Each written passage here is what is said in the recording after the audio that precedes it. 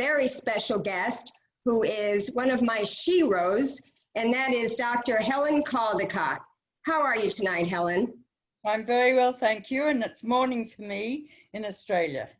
Oh, that's right. We had to figure out a time that would work for both of us, so I'm glad that I didn't have to keep you up late at night. So tonight is the 75th anniversary of the dropping of the nuclear bomb on Hiroshima, and then 3 days later, the US dropped another bomb on Nagasaki, and altogether 200,000 people were killed either immediately or over time, and many other hundreds of thousands were sickened.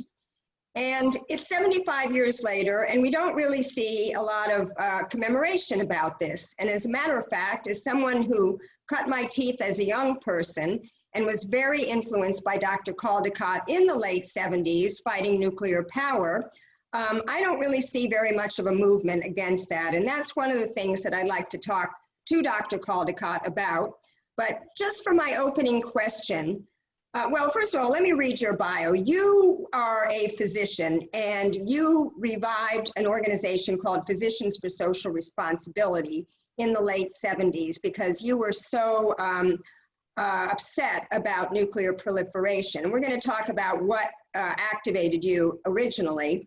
But over the course of your career, you were a professor, you taught in Boston, and I was going to college in Connecticut when you were teaching, and that's when I was very influenced by you and the whole anti-nuclear movement. Of course, then it was more about nuclear power. And then over the course of that time, you have written 12 books, and some of the titles are Nuclear Madness, Missile Envy, If You Love This Planet, A Plan to Heal the Earth, A Desperate Passion, an Autobiography, A Passionate Life, The New Nuclear Danger, George Bush's Military-Industrial Complex, and Nuclear Power is Not the Answer. You have been the subject of several films, including 8 Minutes to Midnight, nominated for an Academy Award in 1981, If You Love This Planet, which won the Academy Award for Best Documentary in 1982, and Helen's War, Portrait of a Dissident, which was produced by your niece, if I am correct. Yes. So you were also nominated for the Nobel Peace Prize by Linus Pauling, which you were very proud about. And I'm going to post this entire about section in the comments because there's really so much that you've done. I don't want to take the time of our interview to do it. But let's start out by you saying, in your own words, what possessed you to become an anti-nuclear activist? Well, when I was 11, I decided to do medicine, and I entered medical school in 1956. And just before I entered medical school, I read a book called On the Beach by an Australian called Neville Shute, and it was about a nuclear war that occurred by accident in the Northern Hemisphere, and everyone died. And I lived in Melbourne, Australia, very far south, and everyone waited for the radioactive fallout to come down to Melbourne, and at the end of that book, everybody died. And at that time, Russia and America were testing bombs in the atmosphere, irradiating millions of people. We knew about the dangers of radiation. We knew that Madame Curie had died of aplastic anemia, her daughter of leukemia. The old radiologists had died of cancer from exposing themselves to X-rays. And I couldn't understand what these stupid men were doing, exploding bombs all over the world and in the atmosphere. And then I learned about radiation and Muller's experiments with Drosophila fruit fly, how when he irradiated the fruit fly, they developed morphological abnormalities and genetic abnormalities. And it was very clear what these men were doing. They were radiating the human population and animals and plants. And so from that time on, I was always deeply concerned about the threat of nuclear war. And although I loved medicine and my specialty is cystic fibrosis, and I worked at Harvard Medical School, which I loved, it became so obvious to me that Russia and America were heading towards nuclear annihilation that in 1980 I decided to leave my job at Harvard, which I loved, because I'm a doctor, I love it, to lead the movement against nuclear weapons and nuclear war in the 80s in America. Now, when did you found, or I should say revive, Physicians for Social Responsibility, and what were your activities with them? 1978. And I traveled all over the country speaking at hospitals, recruiting doctors, and over about 4 years, mostly I, but others recruited we had 125 chapters and 35,000 physician members, all of whom were writing letters to the editor, speaking on television and radio, educating the American public about the medical consequences of nuclear war and a bomb dropping on their city, Boston or Seattle or New York and the like. And it became very, very pronounced and powerful, and even to the point where we got 1 million people in Central Park in 1982 in June. And one of the reasons is that I had an agent who worked for me for free in Hollywood, who represented Tom Cruise and Lily Tomlin and Sally Field, and she worked for me for free and put me all over television with the film stars. So nobody wanted to hear a boring old Australian doctor talking about nuclear war, but if they got Lily Tomlin on, yes, that was fine. And she put me in Vogue, Life, Time, Family Circle, Ladies' Home Journal, the whole thing. So Mr. and Mrs. Joe Sixpack at home learned about the medical consequences of nuclear war, and thus we created a huge movement. So within 4 or 5 years, 80% of Americans were opposed to the concept of nuclear war, wanted to end the arms race. Yes, and I was actually at the Battery Park concert, the No Nukes concert, and that was more about, I think, nuclear power, and Jackson Brown and Bonnie Raitt and Crosby, Stills and Nash, and Jane Fonda was there, and of course Jane Fonda's been so great now with her Fire Drill Fridays, doing exactly what you say, using her celebrity to bring attention to an issue to the public who might not ordinarily be activated on such an issue. But you started talking about the devastation that is caused. Why don't you, as a doctor, go into a little bit about what were the ramifications of dropping the bomb to the citizens in Japan, the radiation sickness, the abnormalities, and also talk about, even though Eisenhower very shortly afterwards said it did not need to be done to end the war, that Japan was ready to give up with concessions. We did it to get tough with Russia, which puts me very much in mind of what we're doing right now with Russia starting a new Cold War and even adding China to that Cold War. Exactly. So talk about the devastation, and also go into, even though they said they were never going to drop a nuclear bomb again, they continued to do nuclear testing all over the world. Talk about some of that. Well, the bomb dropped on Hiroshima was a small bomb called Little Boy. The one on Nagasaki was called Fat Man.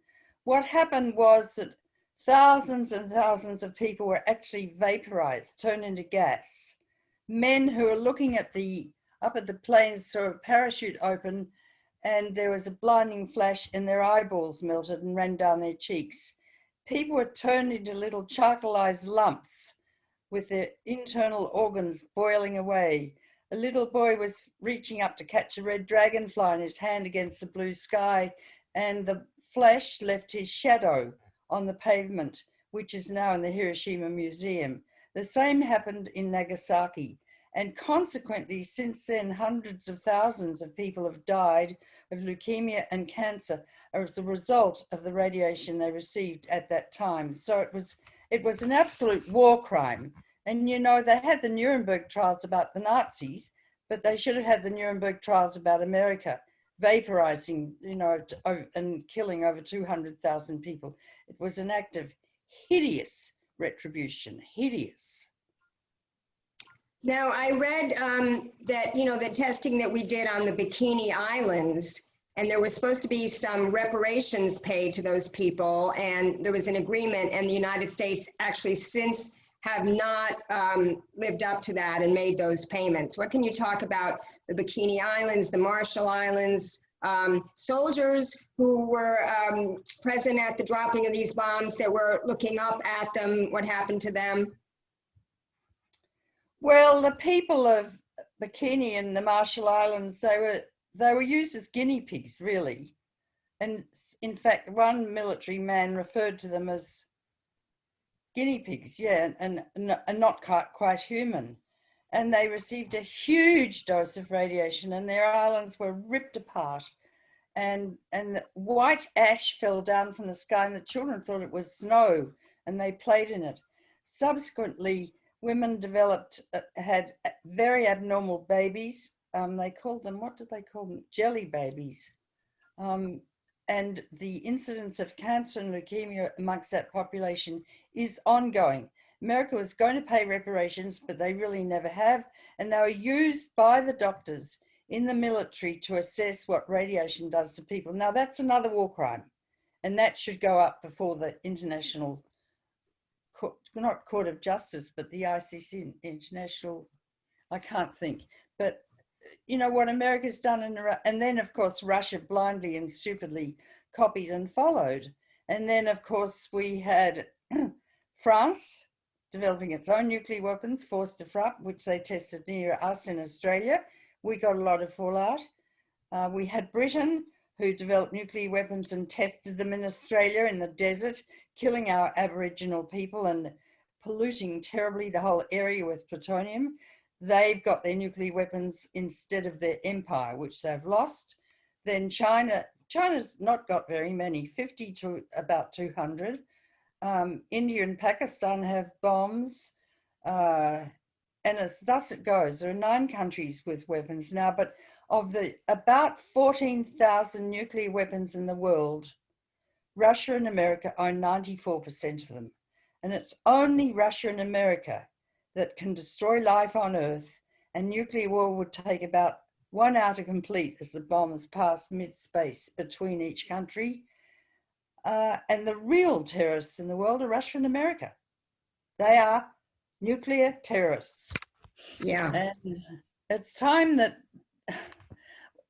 well, the thing is that America is so tied into the military-industrial complex, and even the Democrats the other day passed a huge bill for the Pentagon. They spend over $1 trillion a year on weapons, and the whole thing's orchestrated by Lockheed Martin, yep, and BAE and all of the rest of them, Boeing.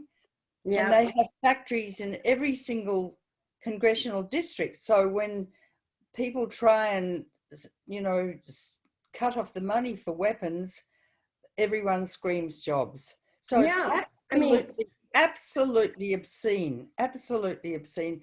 And for Obama to get the New START treaty to be passed by the Senate, he had to promise Senator Kyle to spend $1.5 trillion over the next 30 years to replace every single missile, plane, submarine, ship, nuclear weapon.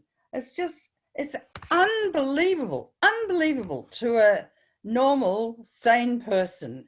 And so we're in this race towards annihilation. And in fact, one of my last books is called Sleepwalking to Armageddon. We're sleepwalking and practicing psychic numbing. Yeah. I don't know how it is we're still here, because we've had so many near misses, so many accidents, so many computer errors. I mean, there are hundreds of hackers into the Pentagon early warning system every day. And you know, a 16-year-old boy might think it's quite fun, really, with an undeveloped frontal lobe, to blow up the world. And why it hasn't happened yet? You know, someone did hack in, a kid in England did hack into the Pentagon early warning system. So we're living on the knife edge of extinction. Right. Well, I know you only wanted to give me a half an hour, and I want to talk about nuclear power, but I have one more question about nuclear proliferations, nuclear weapons, and that is the Doomsday Clock. When your first book was written, 8 Minutes to Midnight, or the film 8 Minutes to Midnight, in the late 70s, That meant the Doomsday Clock said we had 8 minutes to midnight. Now we have 11 seconds to midnight. Explain what that means, how the danger... No, we've got 100 seconds to midnight. I'm sorry, 100 seconds. That's what I meant, 100 seconds. So explain the Doomsday Clock and what has gone on with all these different treaties. We now know that Trump got out of the, I don't know if it was the SALT treaty, but it was one nuclear treaty. And then Russia said, if Trump's going to get out of it, we're going to get out of it. And, you know, it's just a free-for-all. But to your point before, even Bernie Sanders supported the production of the F-35 fighter plane in his district because it was being made in Vermont. You're absolutely right. And yeah. Bernie has really never talked about the threat of nuclear war. I love Bernie, and he should be president, but he's never allowed himself to enter that particular space. Yeah. So talk about the treaties and Doomsday Clock and where we are. Well, the Bulletin of the Atomic Scientists was started just after the bombs were dropped. And they're all physicists and scientists, and they know what they're doing. And they've had this Doomsday Clock. How far are we towards Doomsday? And this year they moved it to 100 seconds to midnight, the closest it's ever been. We are closer to nuclear war than we've ever been before. So what can I say? You know, and I'm now 80. I'm 82 today. It's my birthday.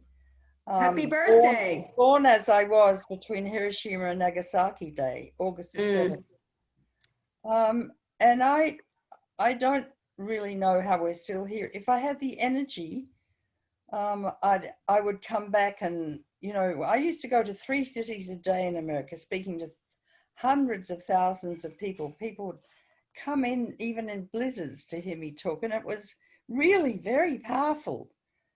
But now, Mr. and Mrs. Joe Sixpack sitting in front of their Fox TV, they don't know what happens if a bomb drops on their city.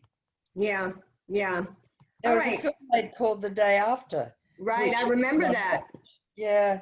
You know, that was the day when television did what they called movies of the week, and they did them on social justice issues. Exactly. In fact, when I was in college, I was vacillating between becoming a broadcast journalist and being a development executive in Hollywood to make those movies of the week. Because, you know, Farrah Fawcett did one called The Burning Bed about spousal abuse.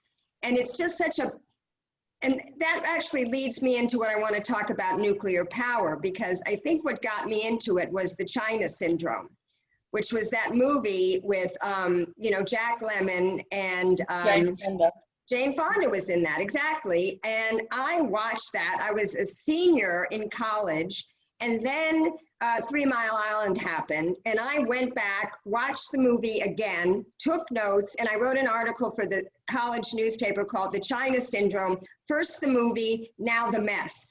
And it was about the parallels between what happened in the movie and the story. Was that kind of your moment when you started also activating against nuclear power, or was it? No. My history is that in 1971 too, I led the movement in Australia against French tests because we had a lot of fallout, and I said children will get leukemia, etc., from radiation concentrating in the milk and the like. And we took France to the International Court of Justice, and she was forced to test underground. So I saw what Jefferson said: an informed democracy will behave in a responsible fashion. And so that's what I've spent my life doing, being a teacher. Then I led the movement against uranium mining in Australia, speaking to unions all over the country. And the Australian Council of Trade Unions banned uranium mining and export for 3 years. Uranium is used for nuclear weapons and fuel for nuclear power. And then I came to America and I was asked to write an article for the New England Journal of Medicine about the dangers of nuclear power. So I spent a year in the Countway Library at Harvard researching it. I wrote the article, which was a very good one, but it was rejected by peer review because they said, well, you didn't say anything good about nuclear power. And I said, there's nothing good about nuclear power, medically speaking. It's so dangerous and will over time induce epidemics of cancer, leukemia, genetic disease, and morphological abnormalities in all humans, plants, and animals. So, but because of that, I knew an awful lot. And then I was asked to, I don't know, speak somewhere, and then someone asked me to write a book about it. And that's when I wrote Nuclear Madness, and that's when the whole thing started.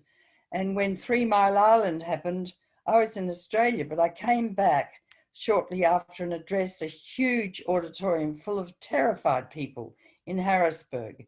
And I was also on television, I think on 60 Minutes, and I spoke with Jane Fonda and Ralph Nader at that huge march in Washington. And Dr. Spock and I carried a coffin which was supposed to be full of dead babies as a result of nuclear power and the accident. So that's how I got involved, and got very deeply involved in teaching people about the medical consequences of nuclear power, nuclear waste, and the like. Yes. Now, when we met for the first time, I don't know if you remember, but it was in 2012 in Washington, D.C., and it was an action called Occupy the NRC, the Nuclear Regulatory Commission. And at that point, Obama was in the process of licensing the first nuclear power plants in 30 years, because the 3 Mile Island really kind of put a hold on new nukes.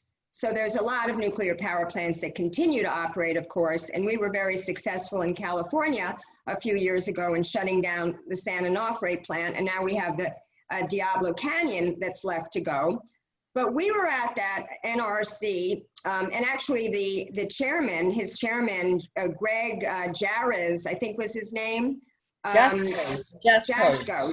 Yeah, he was very helpful in terms of helping us shut down San Onofre. Of course, now they have a problem storing the nuclear waste in these casks that aren't very secure under the sand, 100 feet away from the ocean in a tsunami zone. Like, what could go wrong with that, right? That we still have that. Yeah. So Obama at that point was taking advice from Ernest Moniz, who was his energy secretary, who was responsible for his all of the above energy strategy. And he wrote that article in Foreign Affairs about nuclear power. And it was this whole thing about how, the technology's changed and nuclear is now, we can do it safely. Can you address that and your efforts? Well, that's an absolute lie. And I wrote a book called Nuclear Power is Not the Answer, going through the whole argument about how small modular reactors will be safer and nuclear power is safe. The main thing about nuclear power is it produces a massive quantity of radioactive waste, which must be stored isolated from the ecosphere for 1 million years, according to the EPA. No one can do that. We won't be here then. We're leaving a legacy to our descendants, a horrendous legacy that will produce death and disease for the rest of time. And that's the main problem with nuclear power, the main problem. Also, it produces a lot of carbon dioxide by the time you've dug up the uranium, you've enriched it to 3%, which takes a lot of energy, making the reactor concrete. Production of concrete produces 8% of the CO2 in the world. Then storing the waste, the whole thing is absolute madness, which is why I called my book Nuclear Madness. And what we're talking about, the genetic integrity of all beings on the planet, which will be irrevocably damaged from the radioactive waste. And incidentally, if you drop a nuclear bomb on a 1,000 megawatt reactor, it would contaminate permanently an area the size of Pennsylvania. So if you have a nuclear war, you can imagine I don't know, you've got about 98 reactors now in America, they'd all melt down. And so they did in Europe. I mean, if the Second World War was fought today, Europe would be uninhabitable because all the reactors would have melted down. So what do you say to people like James Hansen, who's a foremost climate scientist? I've interviewed James Hansen. He's a very good climate scientist, but he's got an absolute mental block about this. He went to one of the labs, nuclear weapons labs, for 1 weekend, and they gave him 48 hours of propaganda, and he came back and he said, that's the answer. So I don't respect scientists who have a mental block and who don't look at the whole amount of data. In medicine, we have to, or we would kill our patients. And so I don't respect James Hansen. Yeah. And then there's that movie Pandora's Promise that did so much damage to our movement. When it came out, a friend of mine from SoCal 350 and I organized a protest outside the theater where we handed out a fact sheet explaining that this was financed by the nuclear power industry and that what's his name? Michael Schellenberger. He's another hack. Yeah. Who he's always trotted out to talk about how we need nuclear power in the mix. I think the splitting of the atom, Einstein said, changed everything save man's mode of thinking. Thus we drift to unparalleled catastrophe. And I think the power involved in the splitting of the atom, like the energy inside the sun, has a lot to do with men's testosterone output. And that's why women should rule the world. I agree. If you look at what's happening with the coronavirus, the countries with the best health record are run by women. Yep, Iceland, New Zealand. I don't know, 5 of them. And the men are out to lunch and they're all competitive and... Yes, down with the patriarchy. Men are contraindicated these days in running the countries in the world. Now, after Fukushima, and I remember we did a wonderful protest on the year anniversary of Fukushima. We were all very worried about it. We had Mr., I forget his name. He came out to LA and we hosted him and he spoke all over the place. And there's that wonderful guy whose name I can't pronounce who writes the Fukushima Diary. And I used to follow him. And we had a very big movement after Fukushima, and then it seems to have died out. Why do you think young people today, I went on Twitter to try to see whether hashtag Hiroshima 75 was trending. And what I was seeing from my progressive people on my feed was hashtag if you are under 1,000 followers. It was like everybody was trying to boost everybody else if they didn't have 1,000 followers. And I'm like, this is what you're focusing on today on this 75th anniversary? What do you think? Do you think that it's been eclipsed by the other existential threat, which is climate change in the mind? Yes, and also the Japanese government is really the nuclear industry. They're the ones who run the Japanese government. And they're going to have the Olympics in Fukushima this year, which has been cancelled because of coronavirus, and the areas are extremely radioactive. And the Japanese are only following people with thyroid cancer. They're totally ignoring people with all other cancers and leukemia that can be caused by radiation.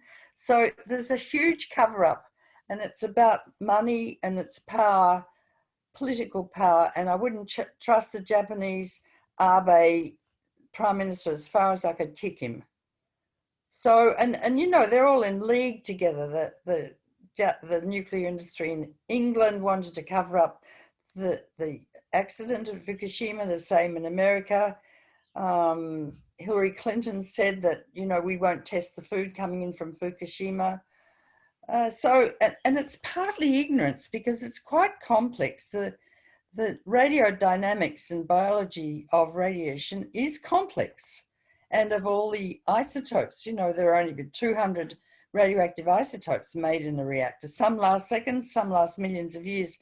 People do not know this physics. They don't know the physiology. They don't know the pathology.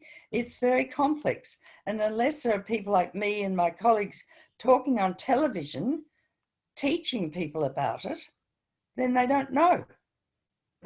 Well, again, do you think that it also has to do with the fact that climate change, which when we were talking about, when we both were active against nuclear power in the late 70s, was not such an issue?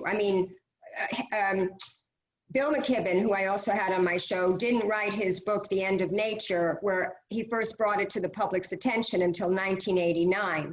And now it seems to have eclipsed everything, including nuclear war, as the existential threat to civilization? Do you Well, think there are several existential threats, and you can't say this one doesn't matter anymore and this one does. Global warming, we've got, 6 months to reverse global warming, and the CO2 in the atmosphere concentration is higher than it's ever been over hundreds of thousands of years. So we're doomed. And then we've got nuclear power and the radioactive waste, which no one knows what to do with. And then we've got the ever-present threat of nuclear war, which could occur tonight by accident or design. So we've got several existential threats that are threatening us. And I think we're an evolutionary aberrant. I think that we weren't meant to survive and will take a lot with us. I once asked Carl Sagan if he thought there was any other life in the universe, and he paused for a long time and said no. And I said, why? And he said, because if there was any other life that had evolved to where we are, they would have destroyed themselves. That's it. Well, I think it's great hubris for us to think that we can master nature. I think that's an attitude that came out of the Enlightenment. Prior to the Enlightenment, we were very superstitious and believed in gods. And the indigenous people have always known that mankind is just a part of nature. We have to live in harmony with nature, not try to master it. Once we try to master it is the beginning of our own demise. Correct. But I don't want to end on a negative note. So let me ask you one final question. In your life, what is the one thing that you are most proud of having accomplished? And what piece of advice would you give young people today who are trying to achieve social change and make a difference? I'd have to say, number one, having my 3 gorgeous children. Number 2, people said that I stopped nuclear war in the 80s. Well, how do we know? Because we didn't have one. But I think I was pretty influential in stopping it, because Reagan was talking about pressing the button and the like. And then I met with Reagan in the White House for about an hour and a quarter, holding his hand, trying to teach him about the medical effects of nuclear war. And I met with Trudeau and Gorbachev and all sorts of people. So I think that I did have a very, very big influence and helped to bring about the end of the Cold War. So I guess I'm proud of that. But now... And what advice would you give young people? What's the one thing that you think they should do? Educate yourselves. Go to my webpage, helencaldicott.com, read every book that I've written, and then you'll be able to debate with that stupid McConnell man and with the evil people in Congress and beat them. Have the knowledge under your belt, and once you learn, you'll be empowered and you'll go for it. And one person can save the planet. And I kind of did in the 80s, and I was very naive and stupid, but I was successful because I was naive. Yeah, well, I just think it's a shame that Obama got the Nobel Peace Prize and you didn't. And I agree with that. I'm just going to leave it at that, and because I know you need to go, but I'm going to thank you, and I want to thank the viewers for watching, and I would like everybody to share this show, and I'm going to end my show the way I always do, which is stay home, stay safe, wear your mask, and keep fighting. Thank you, Helen. Thanks, Lord. Lovely to talk to you. Yes. Okay. Bye. Bye.